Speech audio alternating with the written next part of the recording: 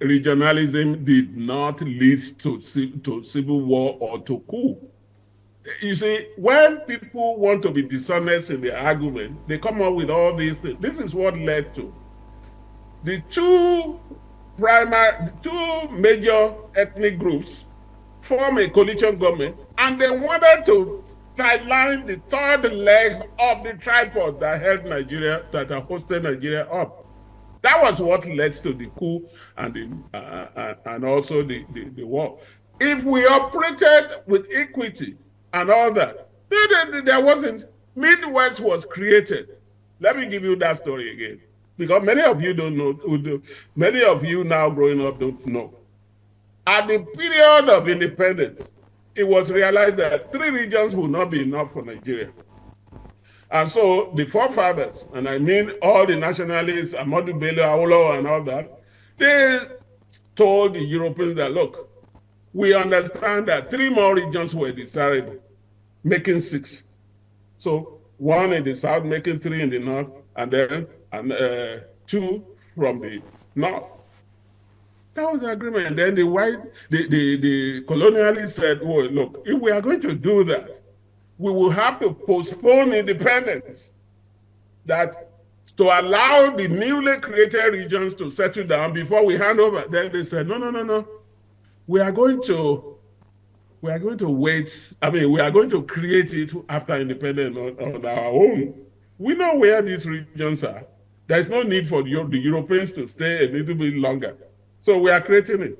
How many regions were created after independence? Only Midwest, because the 2 major dominant ethnic groups that formed the federal government ensured that Midwest was created to whittle down the power of the action group, which actually controlled the West. So when you look at this and somebody say, oh, it was the region. It wasn't the region. The regions were fine.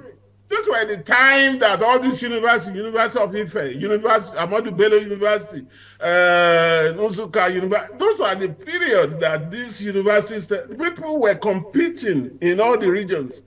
If you see the West leading in something, you want to copy it the next year. It wasn't the region. It was the machination.